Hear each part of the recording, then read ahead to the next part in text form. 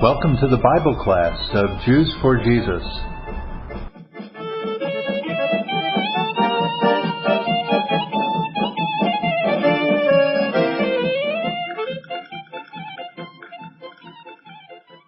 We're reading tonight Acts chapter 24, another scene of a trial, of a jail sentence, and delay,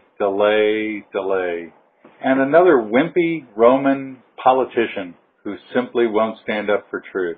God help us.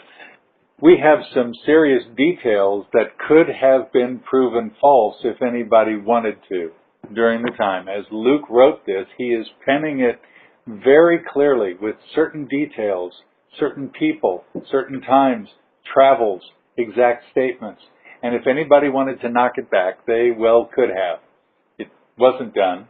And what we have today is a good historical evaluation of these moments in the 2 years from the moment of our meeting this chapter to the end of the chapter. 2 years. Now, it's been just a couple weeks since the apostle was in Jerusalem for his last occasion, the last time he'll ever be in Jerusalem. It had been 4 years before that when he was there at the end of his second missionary journey. He then went wandering, he came back, and now at the end of his next trip, his third and final missionary journey, he is tried in a sort of trial at the Sanhedrin, and then he is saved, literally saved, from the plot to kill him by Lysias, who then sends him up to Caesarea, and it's while he's here in Caesarea that this conversation is happening. This is where we meet this again. It takes a long time in modern days because of the incredible length of preparation of a legal court case. It would have certainly taken time in those days for this certain attorney named Tertullus, a Jewish man, though Roman in his name, to have prepared a case and traveled those miles from Jerusalem up to Caesarea. Somehow, though, within a few days, 5 days it says, that he not only prepared his case, but traveled, got there. There was some serious legal maneuvering going on and some serious planning. Maybe even there had been some pre-planning going on. Tertullus arrives.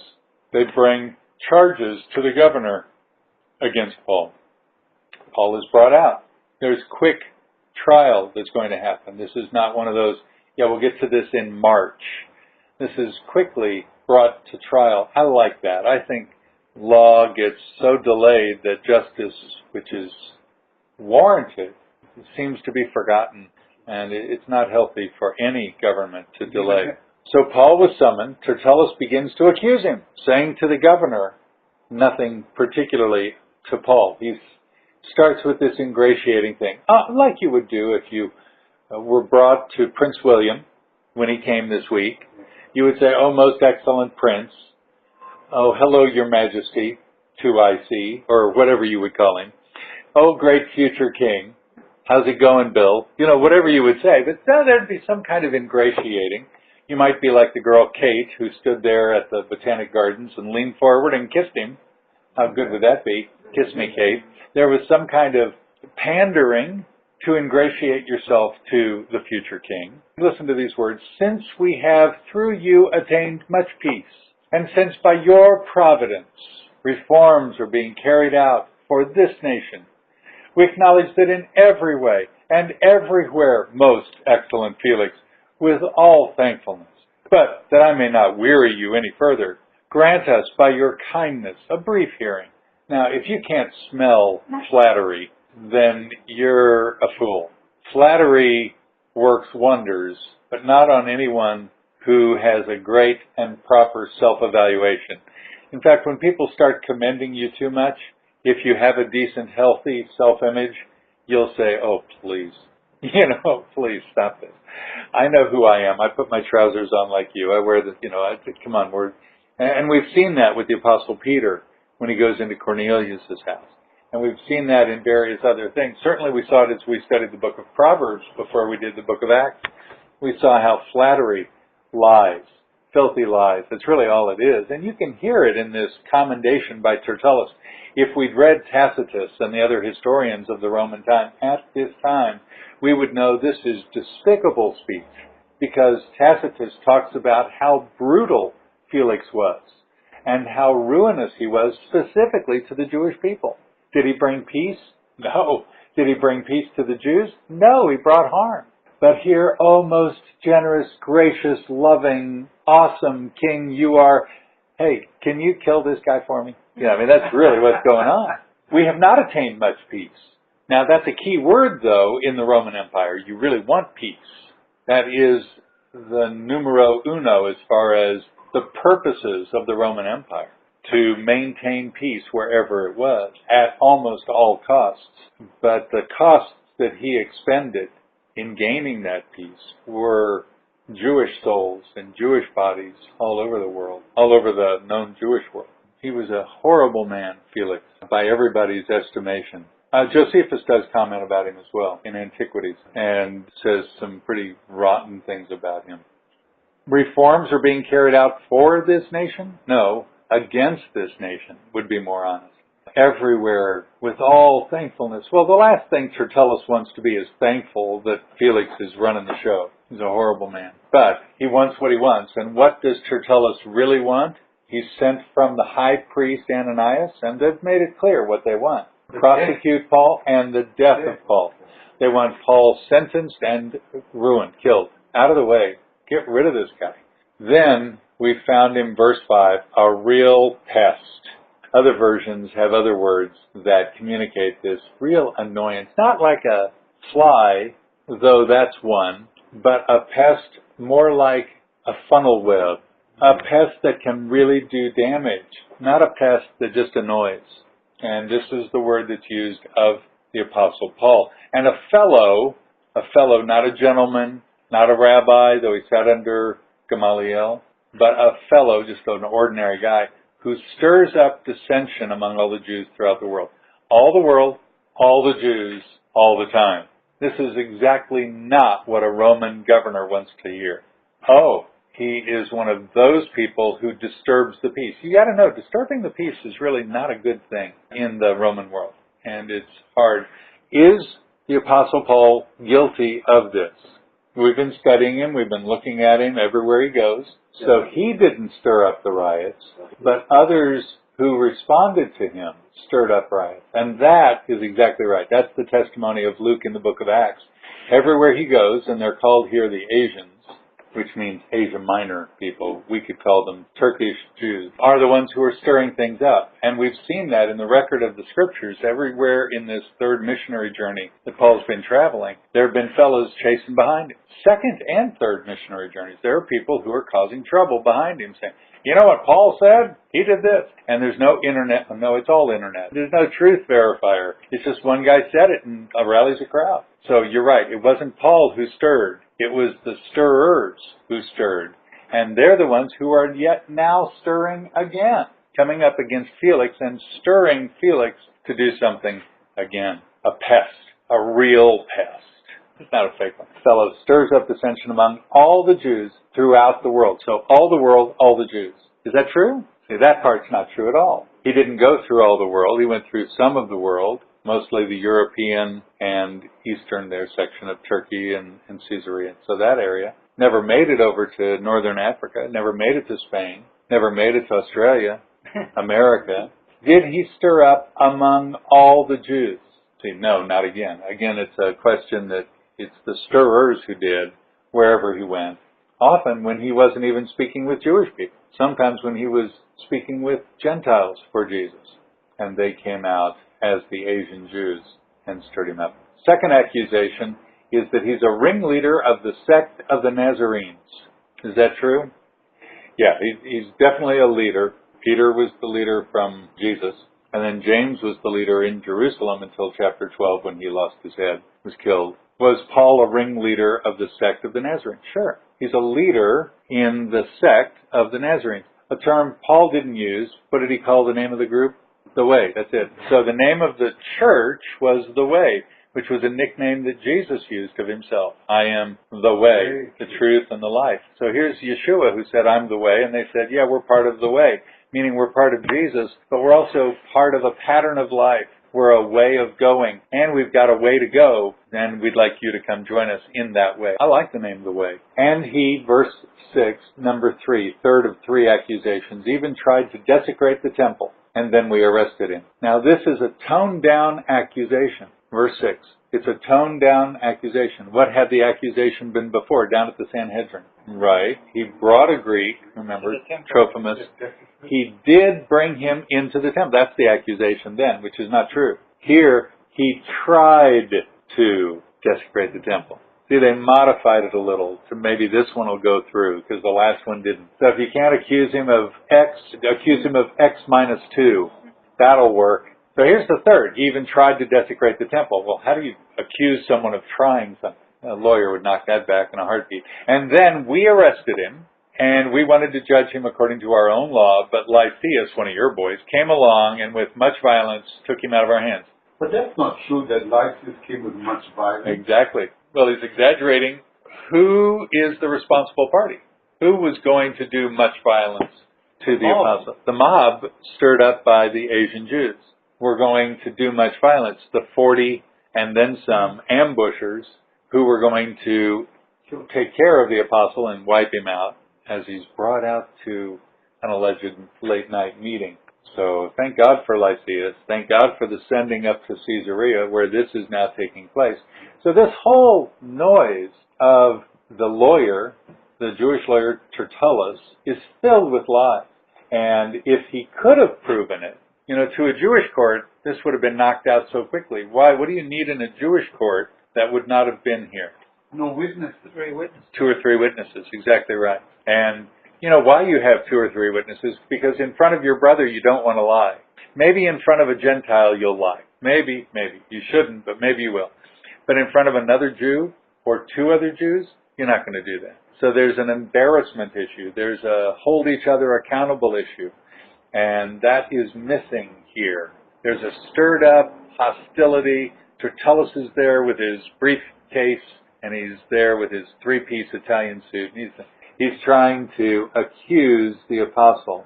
All the while, everything that he's accusing him of, his mob is guilty of. And by examining him yourself, verse 8, concerning all these matters, you'll be able, because you're so clever, to ascertain the things of which we accuse him. And the Jews also joined in the attack, asserting these things were so. So here's some noise coming out. Yeah, that's what he said. But no, these Jews are the ones that followed. They're still the followers. And Judas and all that. Yep. There was a bit of a mob that came over. And it's a mob that never is called to trial, never called to honestly testify, put your right hand on the Bible and swear and say. They said, yeah, he's the bad guy. Kind of like crucify him. When a mob acts, you don't have a whole lot of choice. When a mob acts, you're just rabble. And that's what's happening here. So it's equitable time length is given now to Paul to make his defense, and then we're going to see what Felix has to say at the end. Verse 10, so the governor nods for him to speak. That's pretty good. And Paul starts right in the middle of verse 10 with a little more honest conversation about who Felix is. Knowing that for many years you've been a judge to the nation, I cheerfully make my defense. See, he doesn't flatter him. He just says, yeah, you've been around for a while, and I know you're a judge. So he's appealing to justice. And he's not saying, you, O most noble, O gracious. And I think the judge, Felix, is able to hear it a little more easily, if he is really a judicious person. Justice was a value, a high value within the Roman world, as long as it matched valor, bravery, and conquest. You see them in Caligula, you see them in Nero, you see them with different emperors, where justice is not met, but conquest is. And yet they have courts. Roman court really did exist, and that's one of the evidences that we see here, that they really did have a court of law. It's just that it's not 12 men on a jury who decide things, but it's the emperor, the governor, the proconsul, whoever it is. So there's a certain level of power that's attributed to one guy, which can go wacky if he's more interested in conquest than justice. But remember, the Romans had conquered the Greeks, and the Greeks were very much holding to the value of justice. And what often happens is when one mob conquers another, the values of the conquered seep into the conquerors. The languages, the ideas are often brought in. Oh yeah, culture all the way. And so justice would not be wrong as a characteristic of the Roman people. It's just hard when it's mixed with power. Paul says, verse 11, well, since you can take note of the fact that no more than 12 days ago I went up to Jerusalem to worship. I mean, you can look it up and you might see, here's my passport. I've been 2 weeks, that's it. I went up to Jerusalem, and now I've been brought here for 5 days. I mean, you can sort that out. Here's my passport, here's my travel log, here's my diary. Here's Luke, here's several other guys. They can all vouch for it. In fact, you can contact Lysias and look it up, because he knows when I got to town. And what did I come to do? So, in other words, I did not have time to develop an insurrection. That's his first defense. What are you talking about? A rabble-rouser in the crowd. I've only been around 2 weeks. I didn't even have time to print the flyers to get out to the rabble-rousers. I went there to worship. Now, that's pretty powerful. I didn't go there to rouse the people. I didn't go there to stir up a crowd. I went there to worship God. Romans would have understood worship. They loved worship. Their deities were a little off, a lot off, but they all had a regard for the deities, the Greek gods, the Roman gods, you understand. And neither in the temple nor in the synagogues, so that is neither in the main temple, which still it was extant, it's about 56 BCE, we're on this side, 25 years or so after the cross, nor in the synagogues, so the little dotted places all around, nor in the city itself did they find me carrying on a discussion with anyone or causing a riot. I didn't even talk to people. Remember what he went there to do?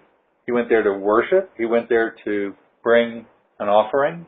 Remember that he'd taken up from the European churches, and he had gone there to fulfill a vow to hang out with those guys at the advice of the Jerusalem eldership, who said, here's what you do, because some people are not down with the law, so go fulfill the law. He said, okay, I'll go do it. And he hung out with them.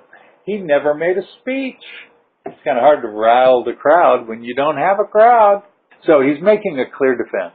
You know that the case needed to be made a lot clearer by the Jewish lawyer against Paul, that there was no evidence brought.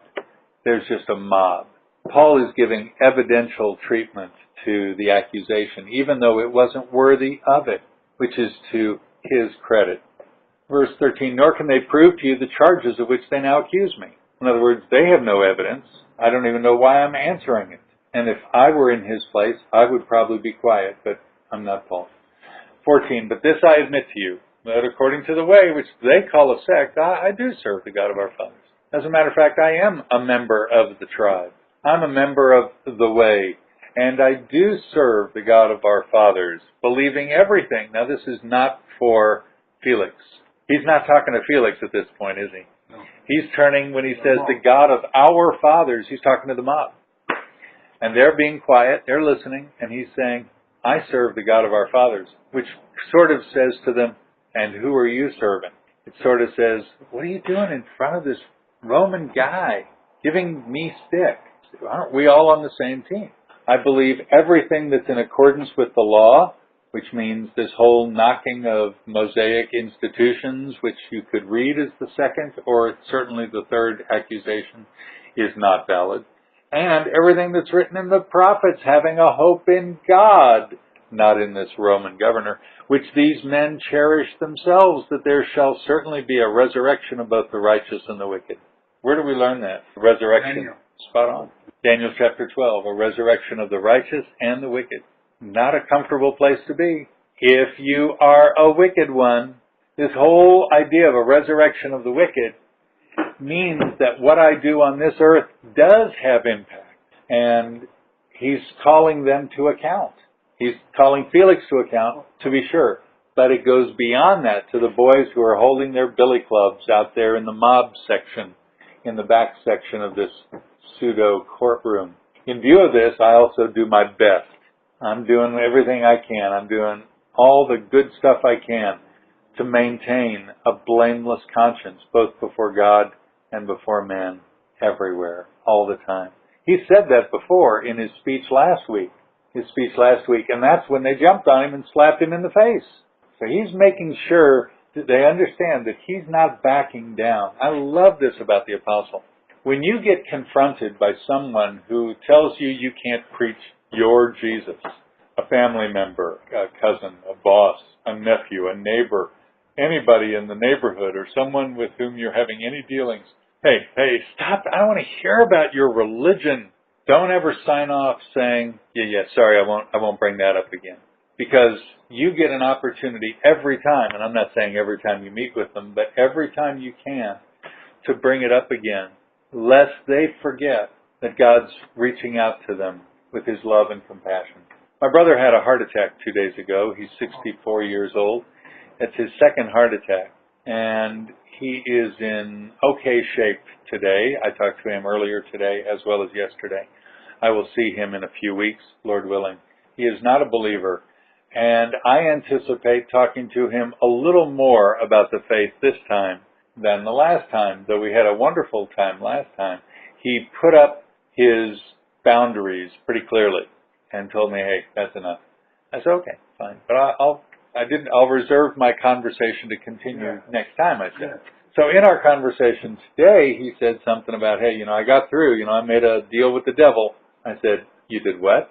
He said, yeah, I told him if he got me through, I'd be all right. I'd serve him. And I said, no, that's not, I don't know a whole lot, but what I do know is that's not the guy you want to be dealing with on an occasion like this.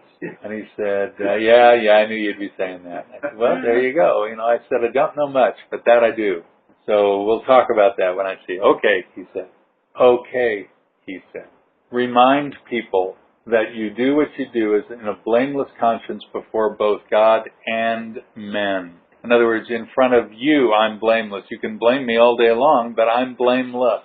I'm not sinless. He's not saying I'm perfect. What he's saying is, I've testified to Jews and non-Jews alike of the love of God and the mercy of Jesus, and I'm going to keep doing that till the end. Friends, that's where you need to be.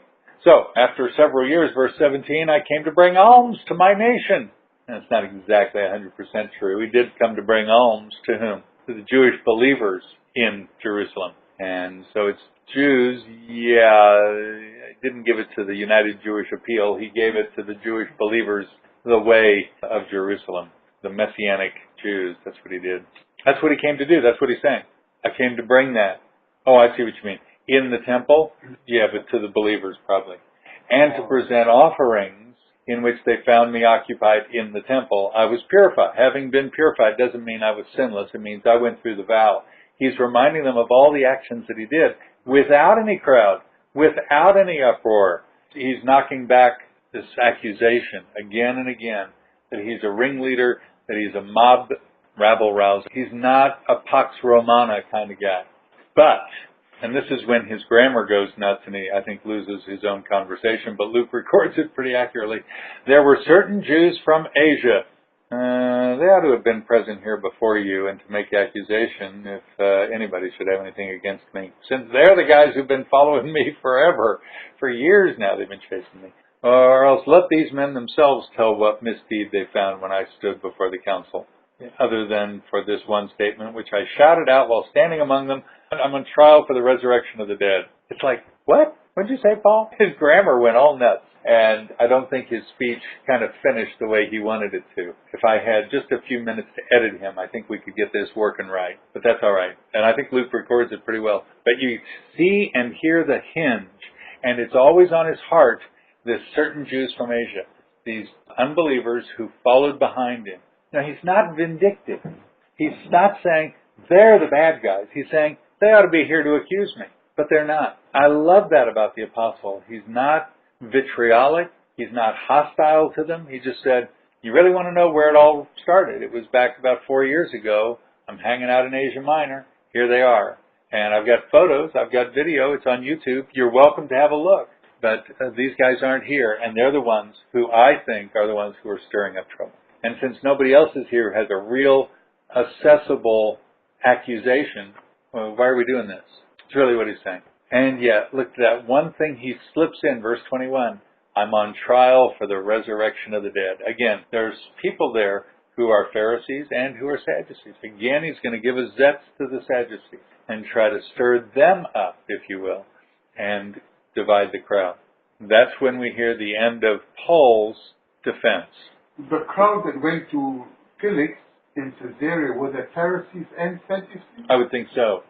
Sadducees, remember, were the power people. They ran the temple, and so they would have had some of them. The priest, Ananias, would have been, and maybe it's very possible that Tertullus was a Sadducee. And here he is, now he's angry at Paul for another thing, because this resurrection thing that they did not believe in. And certainly if there is a resurrection of both the righteous and the wicked, that's a whole other matter. Now we see Felix and his third of this chapter, from 22 to the end. Felix, having a more exact knowledge about the way, he knew more about these Jewish believers than other folks. How did he know? Well, it says he knew. Maybe in his household there were a few Christians. Well, I don't know about Christians, but there was a Jew. Look at verse 24. His wife was Jewish, Drusilla.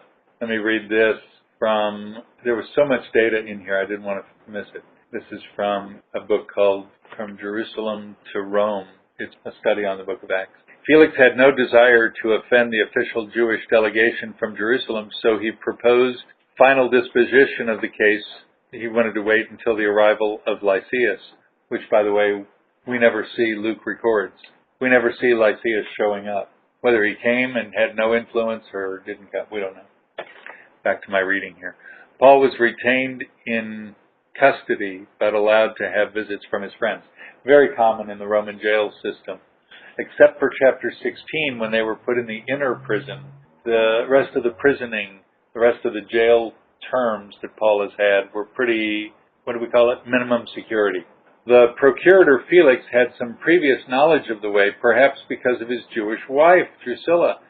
She was, get this, the daughter of Herod Agrippa I. He's the one who murdered James. And she was the sister of Agrippa II and Bernice. We'll see that in the next chapter. Previously, she'd been married to Azizus, king of Emesa, but had left him to marry Felix. She's a power-hungry woman herself. During Paul's imprisonment, Felix sent for him on numerous occasions. We see that. And with Drusilla, heard him speak on what themes? Look at the themes. Verse 25.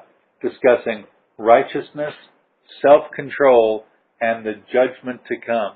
With the resurrection of the wicked and these words, what do you think they heard? Accusations. Okay, so let's see what this says. Felix on several occasions, and with Drusilla heard him speak on the themes of righteousness, self-control, and judgment to come.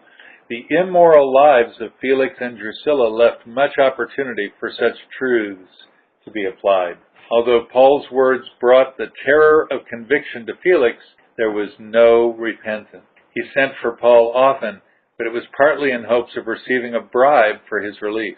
This was a common practice among procurators, as Josephus records concerning some other people. Who did he expect to give bribes? The Christian community? They would have given the bribes to Felix? Felix wasn't sure from where the money would come, but he invited Paul in. Remember, Paul had a minimum security operation going, so he had friends come and visit, and instead of bringing him a rasp or a file to get himself out of jail, they might have brought him money in the birthday cake. After 2 years, there was a riot of pagans and Jews in Caesarea. The soldiers of Felix put it down with such violence that the outraged Jews were able to force his recall in AD 58. So just 2 years after this. This is the occasion of the ending of chapter 24. Hoping to placate his Jewish accusers somewhat, Felix left Paul in prison for his successor, Porcius Festus, to deal with. Now, I like that kind of commentary. That helps me put this whole thing in perspective, why the introduction of Drusilla.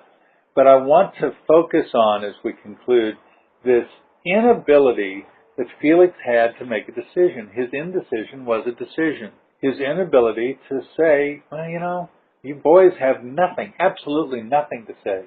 He's defended himself well. We can verify these details. Get out of here. Lysias basically did that by saying, I'm going to send you up to Felix because I'm going to cover your back. I don't want any death in my quadrant. And he could have released him, but I think for Paul's safety, yes, he sent him up to Felix. Now, Felix, there you are, far away. Caesarea is not necessarily a Jewish town, though there's Jews there. And he could have said, I find no fault in him. Relax. Paul, you and your boys, have a nice day. And you fellows from the temple, go back home. And they would have. They would not have stayed in Caesarea. They would have gone back home.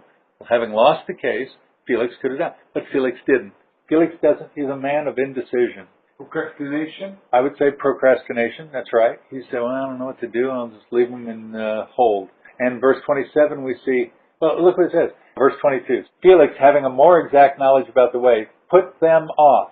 He put everybody off. He put things off. He was always putting things off, saying, yeah, when Lysias the commander comes down, I'll decide your case. As I say, we don't know if Lysias ever came, if he didn't come, if whatever it was, it didn't impact the deciding of the case. Felix never decided the case. So were the Jews there, the Pharisees and the Sadducees and all that, were they still in town in Caesarea when Felix put the case off? Yeah, I don't know. You would think some would have stayed, and certainly Caesarea, and there's argument historically whether Caesarea is a Jewish town or a Roman town. If you go there today, you'll see Roman ruins, absolutely stunning, and it's got one of the only amphitheaters left in the world to this day. I've been there, I've stood there, I've sat in the seat where the thumbs up, thumbs down go to the bema, they called it, where the emperor would have sat, the procurator. Caesarea was definitely a Roman town. Were there enough Jews there? So there's argument on both sides. Certainly there were synagogues there. Were some Jews remaining? Yeah, I would think so. To make sure that the information got back to the temple or got out, or truth or mob or whatever they were going to do. But Felix doesn't make a decision. He gave orders, verse 23, for the centurion to keep him in custody and yet have some freedom. A bit of indecision there. And then Felix arrived with Drusilla, his wife, who's a Jewish girl, sent for Paul, heard him speak. And you get this idea of his own inability to decide for truth and righteousness. Yeah, because he was so corrupt. How could he... Oh, the corruption is mammoth. Yeah, the record of Tacitus and Josephus and others talks about him being ruthless, horrid in so many things. As a result, when he's hearing about righteousness, self-control, and judgment, and so maybe I can keep this prophet out of my face. Who does this remind us of? A guy who had his stepdaughter dancing.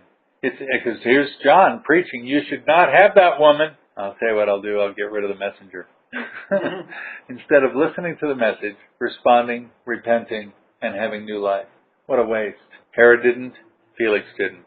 Felix, by the way, his name means happy. Yeah, I don't see him being happy at all. And congratulations is felicitations, happinesses to you. His corruption caused him to delay in hoping for a bride. However, I think his delay was also his own internal struggle to which he never gave himself conclusion. His struggle to deal with the righteousness factor. I mean, why else did Luke put that in? That Felix kept calling him in. And we're going to see that not only with Lysias, not only with Felix, we're going to see it with Festus, we're going to see it with Agrippa, the next one. I mean, there's this whole series of Roman leaders who cannot, for the life of them, come through and come to faith. And it's church versus state that heralds a lot of the conversation through the book of Acts. It's something that the church quickly forgot in the 4th century and ever since then, thinking that if we could just grab governmental power, then we'll really make a difference in the world. Paul was never concerned to do that, or else he would have bribed him. So was there any reason why he was replaced? Is this because of judicial indecisiveness? Oh, no. Judicial indecision is not going to prevent him, but because of the impact of the riot that happened, as I read here, 2 years on in Caesarea. And he wanted to squelch it, and he wanted to own it, and he wanted to preserve the peace, but he couldn't do it. And some of the Jewish leadership dobbed him in and said, yeah, Felix is the one who didn't do it. As a result, he was recalled and lost his position. Like Pontius Pilate. Exactly. And this is so frustrating if you're a preacher and you all have talked to people and you've wanted them to come to faith in Yeshua, and they, for one reason or another, have been reluctant, been tired, been too not sure, for whatever reason they've delayed, and you know darn well that their delay is a decision. no decision is a decision. When you don't say yes, you're still saying no. You've been saying no forever. You need to say yes and come clean and come true to the Lord who loves you. And that's what you got to do. But a lot of people say, well, I'll think about it. I'll decide tomorrow. Well, you've already decided. And yeah, that's okay, and God's gracious. But there comes a time, as we've read in the scriptures here in the book of Acts, when God says, enough's enough already, and I call you to repent. And this is one of those things that Felix did not do. He couldn't decide on Paul's innocence. He couldn't decide on Paul's guilt. He couldn't decide on his own guilt. And he couldn't figure out what to do with these Jewish folks. In verse 27, after 2 years had passed, Felix was succeeded by Porcius Festus, and wishing to do the Jews a favor, even at the last, even though that didn't help him, because of their dobbing him in, he was replaced. Felix left Paul in prison. There's a real sad feel as the music concludes chapter 24. Paul is left in prison. Now, Paul doesn't feel bad because he's still ministering. He's having people come in and visit him. It's an amazing function of their relationship. You know, people coming and going. He's probably doing some writing. He's probably doing some thinking. Remember the last thing that happened in Caesarea that we would remember? Some guy named Cornelius. Peter had the vision and went and shared the gospel with Cornelius when he was living down in Joppa, staying with Simon Tanner in chapter 10, and went back up to Caesarea at the invitation of Cornelius, who was a centurion and a good guy who helped build a synagogue, probably there in Caesarea. And then the next scene we see of Caesarea is this, and it's pretty disappointing. But Paul, you're right, has brothers there in the household of Cornelius, if nobody else, whom he can help build up, teach them the way a little more. Some believers were there, and he'd invite them for Shabbat, for a Tuesday night Bible study. You know, whatever it was, he'd invite them along. So at least he was working. Paul is not in the dark side, though he's in prison. He's always been that kind of guy. Though I'm in prison, I'm not bound. Good on you, Paul. But Felix, who held the keys, was bound by procrastination and indecision. God help us to be forthright, honest, clean.